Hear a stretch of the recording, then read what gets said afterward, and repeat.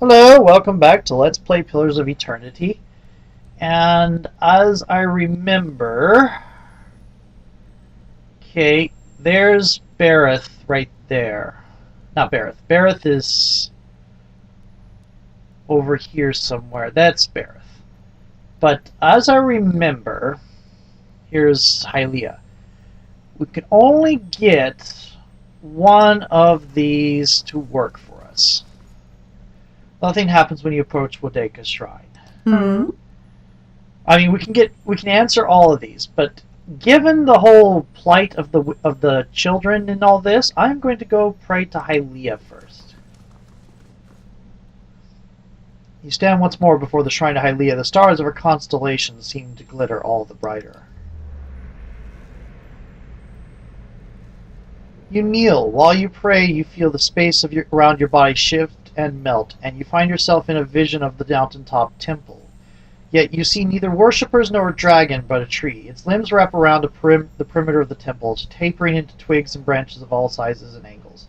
They seem too long and too numerous to be held up by the meager trunk, but they hold steady in the breeze. A single sparrow lands on the highest branch. It watches you. Whistle to the bird. You whistle the first tune that pops into your head. The sparrow blinks its beady eyes and hops closer to you along the branch. It bobs its tiny head and opens its beak, and the rich trilling melody that spills forth is the song of a chorus of birds. Thought so. A massive flock descends with a thundering of wings and whooping, screeching, chirping calls. They fill the boughs of the tree by the thousands, birds of every shape, size, and color, nestling next to one another.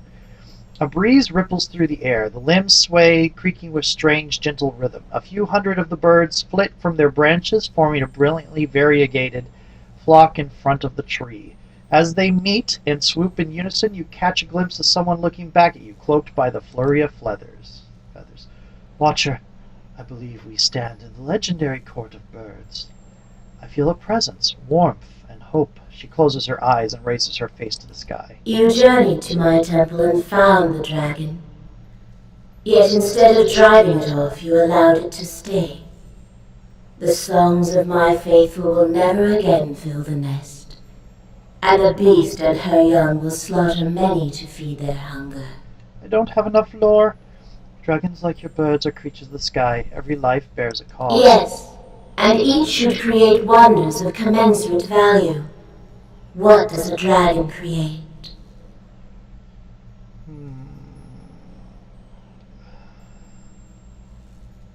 Beauty, great and powerful and colorful, they are a marvel to behold. Their might inspires countless songs and tales, and the span of their wings fills canvases across Aora. And you are one whose soul is filled with the same passionate energy. Indeed, you are the right person to end this tragedy. I came to you for aid. I need to get to Sun and Shadow. Nestling, the breeze ripples the branches again, carrying the Yes, but not only to stop Theos, to undo the tragedy he has wrought. Is that even possible? There is a way, Watcher. There is a hope yet. Rocks on her feet. Birds all over the tree begin to chirp and sing, and the rise and fall of their voices. Hylea speaks. Theos acts but is moved by another. The exiled queen whispers in his ear, urges him to rob the living and the unborn of their souls for her benefit, and he has obeyed. I was hoping she wasn't part of it. She will consume them, grow powerful while 1,000 empty children are born, but there is still time to reverse this tragedy. Why would Wodeka do this? Because she prizes authority over mercy, laws over kith. She values the souls of mortals not for the beauty they create, but for what they can add to her power. She fears animancy. She believes that mortals may use it to usurp the god's power, her power. She cares nothing for the innovation of kith, and how could she? She gives commands, not inspiration. Sounds like Theos has collaborated with her for a long time. You know already that he has lived many lives. In each, it has been her voice in his ear, guiding him to serve her ambitions, urging him to protect her interests. This is what the leaden key has been for centuries? And each of his lives has been one stanza, after another, in a song of devotion to the Oathbinder. Could you stop Theos on your own? All the gods, even Wodeka, are bound by an oath. We sing one harmony and Kith sing another. And though we may introduce a new melody in hopes that mortal ears will hear it and sing it back, we do not interrupt their course. To do so would unleash a cacophony between the gods, one that would overwhelm our song and yours. But Wodeka sings her tune to Theos. I would likewise sing mine to you. How could I return things to the way they were? Guide the trapped souls back to the bodies they were stolen for, hollow-born children whose eyes have never seen the sun. Would they just die? Some of those have been destroyed. Grieving mother claps her hands once, setting off the music of chimes. After long years, let their wounds be healed, their tears dried. You could restore them, give their families hymns of joy after years of lament. Peace and restoration give purpose to suffering. There is no meaning, no redemption in pain that does not lead to fulfillment. Symmetry demands that great rejoicing follow suffering such as this.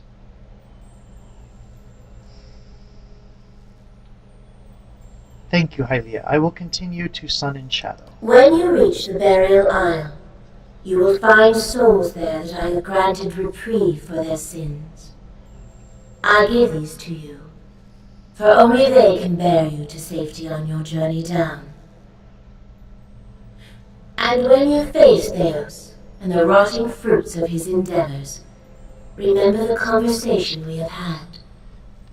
In that moment you will have power rivaling a god's, and after it, you will live in the world that you have chosen. Choose Restoration, Watcher. Return the souls to the bodies they were stolen from. Swear to me that you will do this, and I shall give you power to make even Wodeka quake. I can be merciful and terrible, Watcher. Great wings dark against the sky unfold behind the tree, causing a blinding shadow across the temple for the briefest of moments. Was that a dragon? Watcher, this is the hope I have held to, that the children of Deerwood might be restored, their families healed. Let us bring Hylea's restoration to this country. I swear to return the souls of the hollow-born children of the Deerwood. And I shall remember. The dark wings snap shut and the tiny sparrow flits to your shoulder. Tilts its head back and opens its beak. The song that spills forth is like nothing you've ever heard. Melodies at once mournful and beautiful entrance you. The world becomes a place of pure color and sound. Each perfect moment follows the next like the lines of a poem or the bar of a song. You awaken as if from a dream.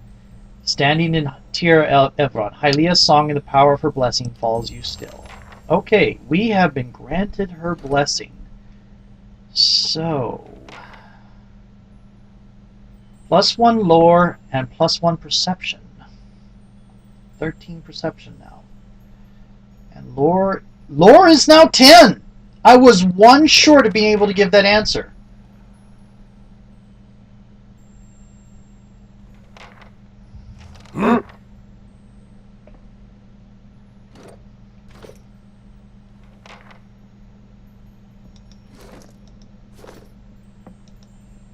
Oh? Hey. Well, that's not what it Yes. What is it, Watcher? Does what we learned about Wodeka trouble you? It stinks of her. It is justice, but if her greater purpose was to think Margaret would fall prey to such deceit. And Exiezl, Widewin had always claimed to be invading Deerwood to free it. What if it were true? What if he had come to stop Wodeka's plot before it began?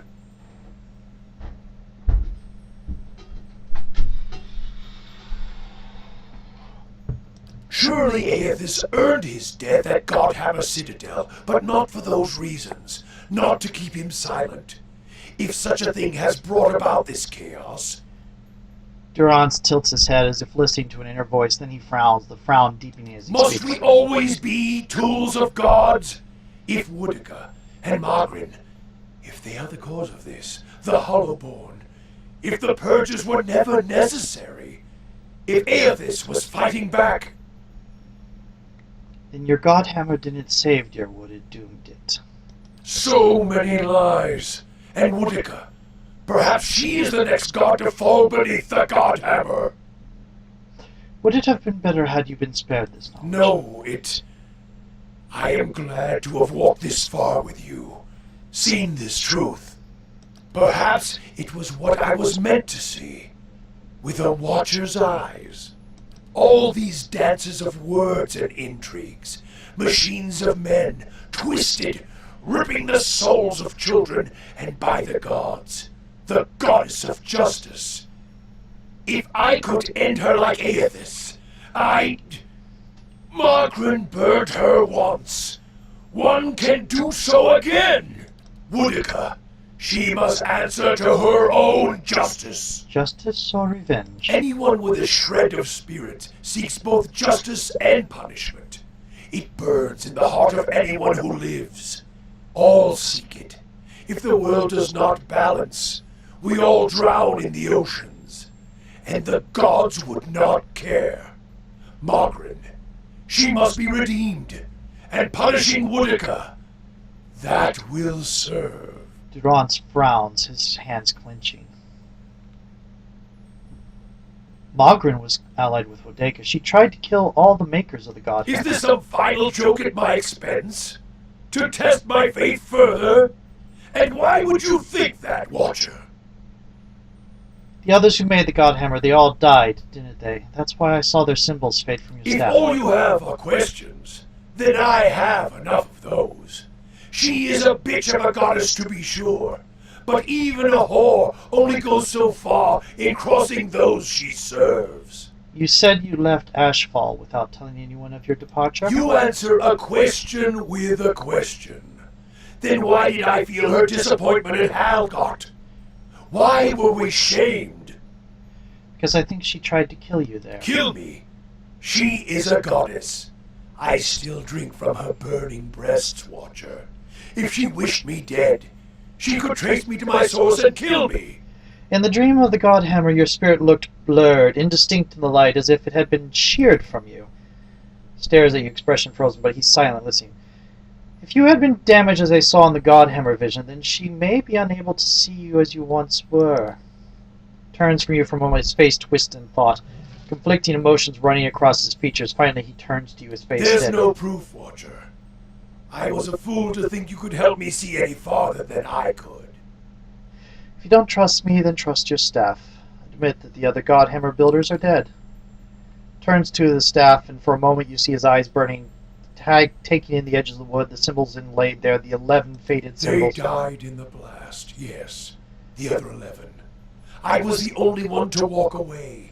I thought we had wronged our goddess. That this was my trial, and if I could prove myself worthy of her, I should have known better. There is only one God of redemption, and I saw him ended. As he studies the staff, you feel a wave of heat, a terrible energy rolling forth from it in waves.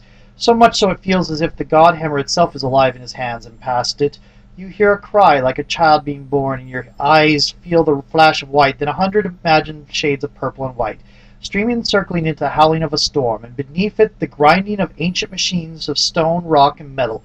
Grinding and turning into all around you feels as if it's burning, sinking into the shadows of the earth, beneath the ground, the only place where a spirit might find refuge.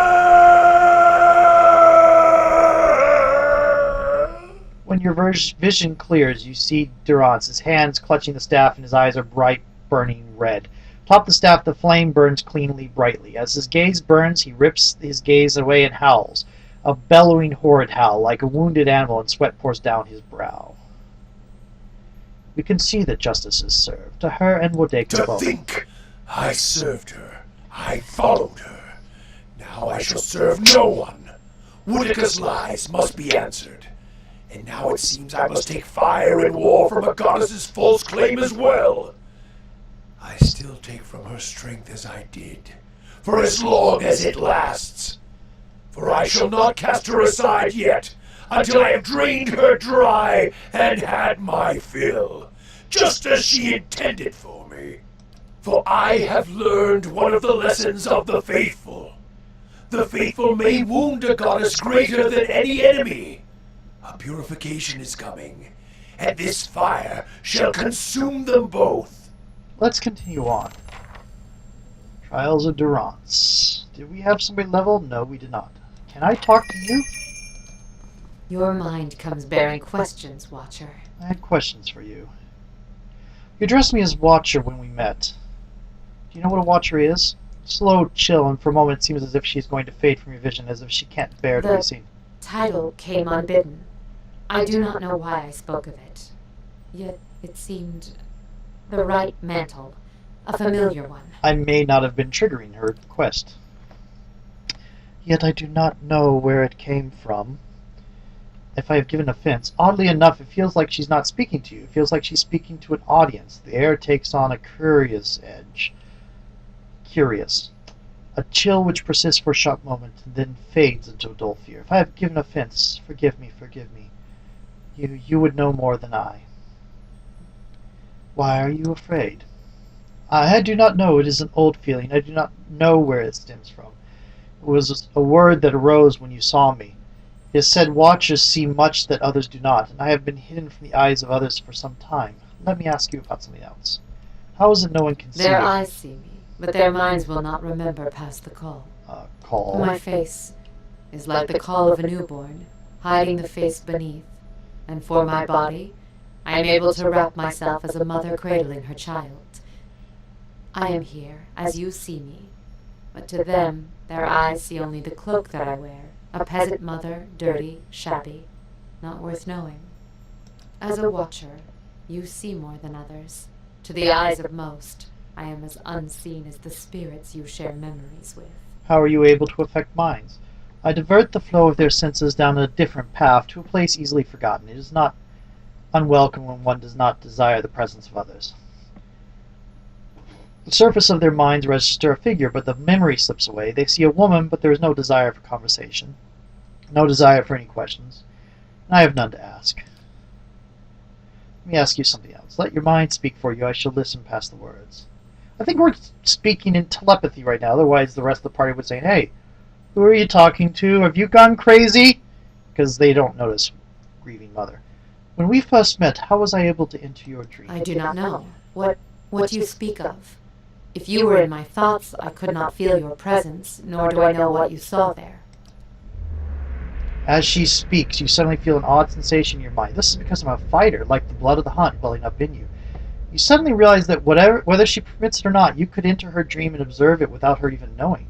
There is something about her mind, like a weapons rack, where you could reach in and draw forth a blade if you wish, and keep it as your own. And suddenly you find yourself back in your present thoughts. Though you were away for but a moment, she seems unaware of your diversion of thought. It may be one of your gifts, an ability to walk in memories as easily as someone walks upon the ground. Perhaps you'd like to hear what I saw in your memories? A mixture of curiosity and fear wells up between you.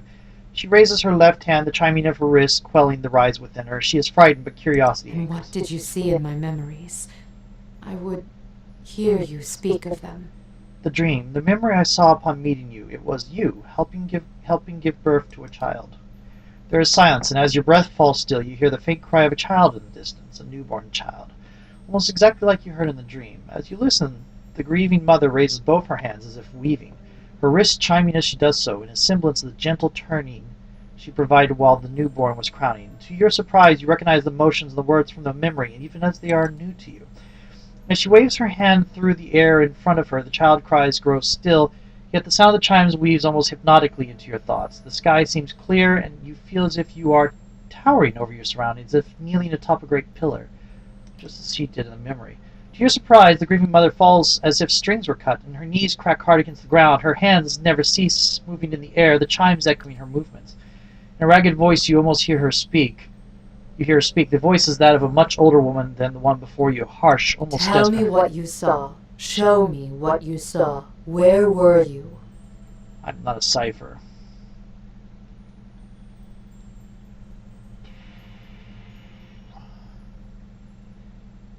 Mountain ledge, I think. High up, snow, I think.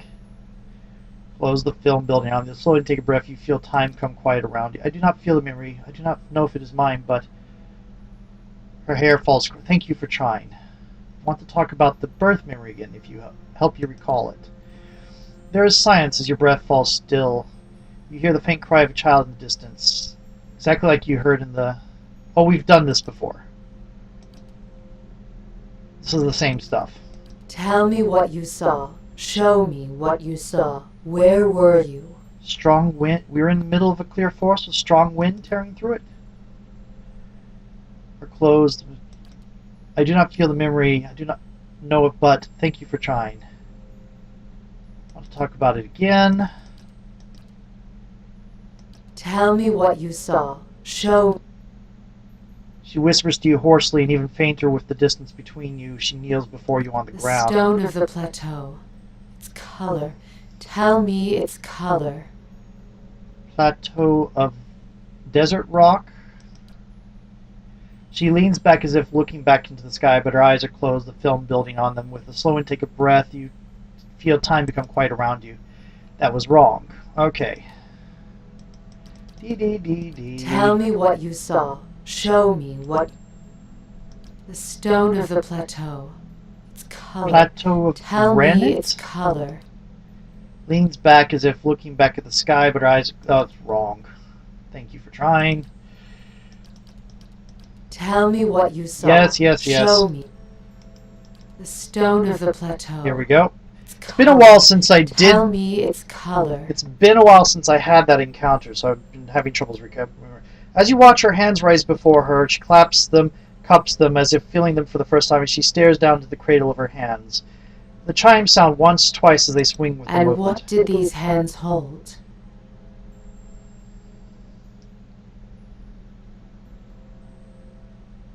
Same chimes you hold now? There's a sudden intake of breath. I did with the child, obviously. There's a sudden intake of breath, and then a release. Her eyes blur, close, forming in slits. In the brief glimpse you have of her changing expression, the rippling pain in her features seems to have smoothed.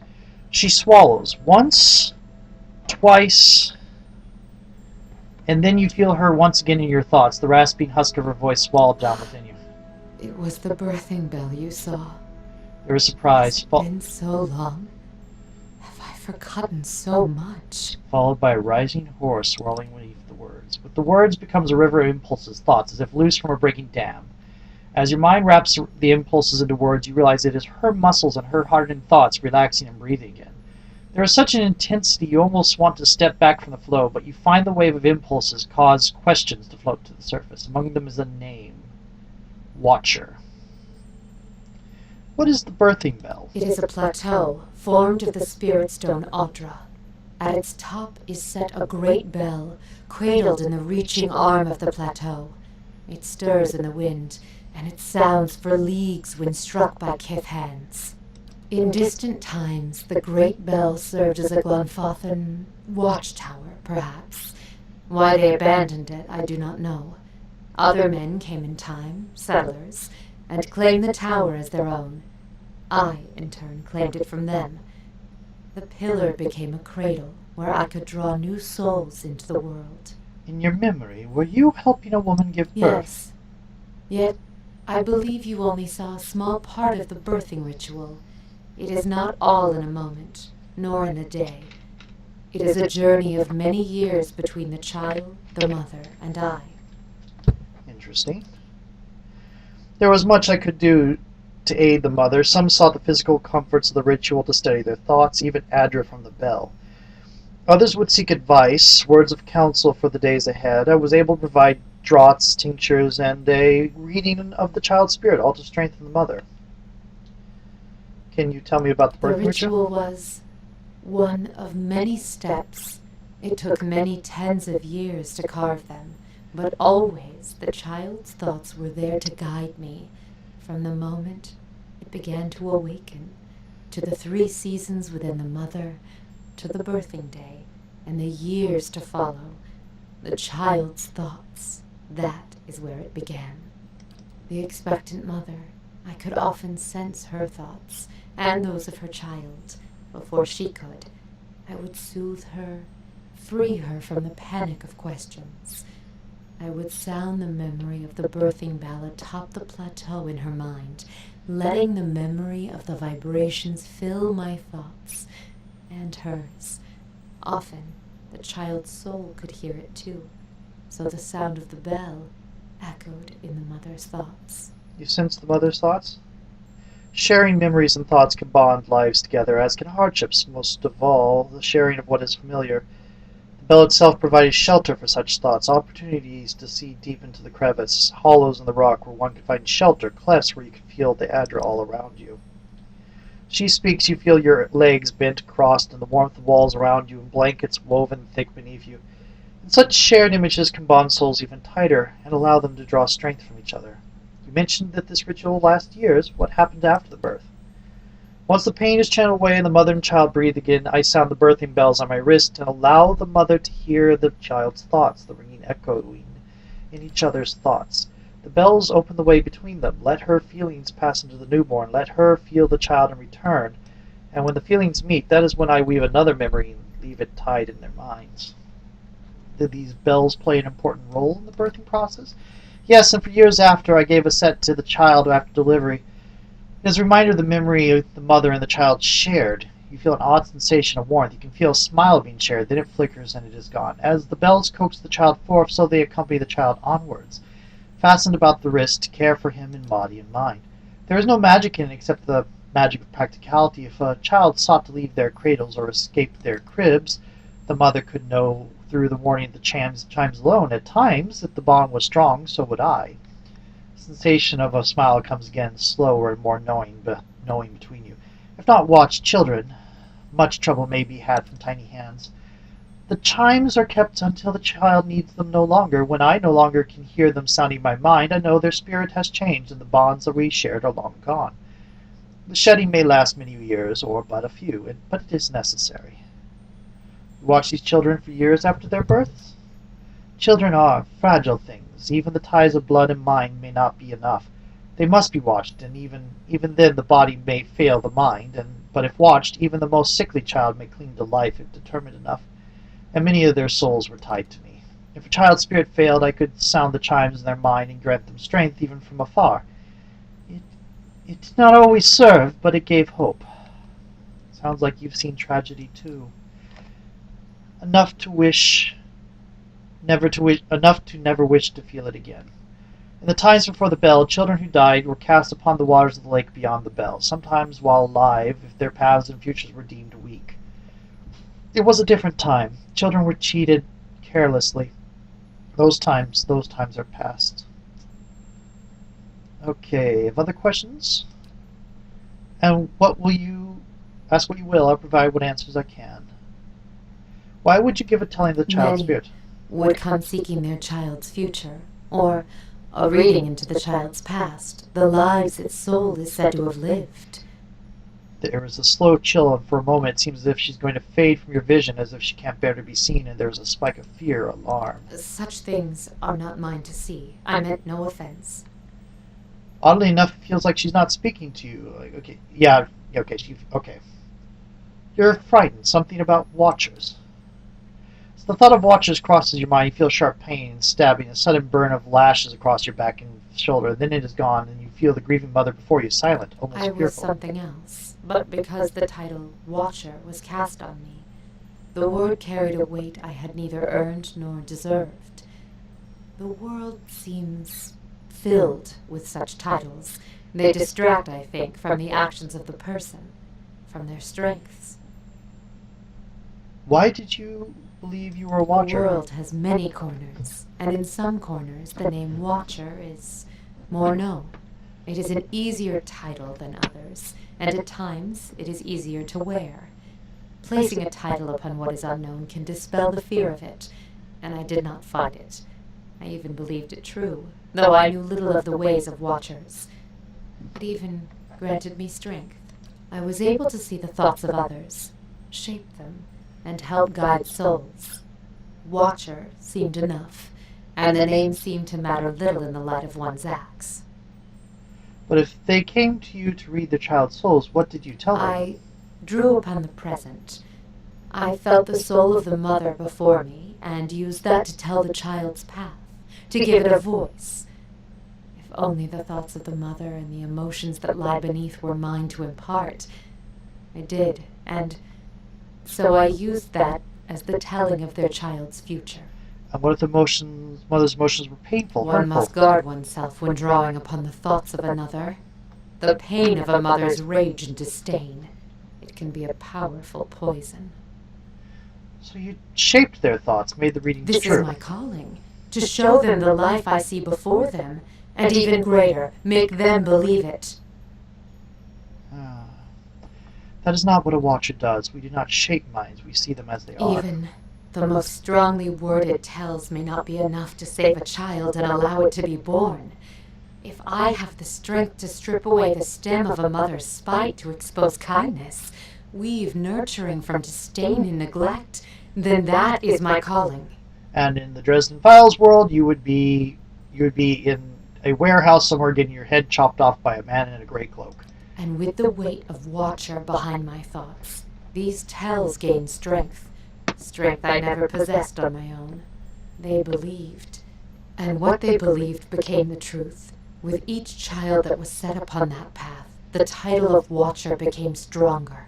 You must understand, without such weight upon my words, many lives would have been lost, drowned, cast in the lake beyond the bell. Now the trail to the lake is lost and reclaimed by the forest, as was meant. A watcher was not there to look over us, but it was a watcher that saved them, and with a watcher's strength, children were born, were cared for, and grew strong. That is not reading, that is control. What use is a frightened will when a spirit is at stake? Would you let the fears of a mother end her newborn's life? You felt it in the memory, the weight of it, the importance of the child's life. It was a memory we shared.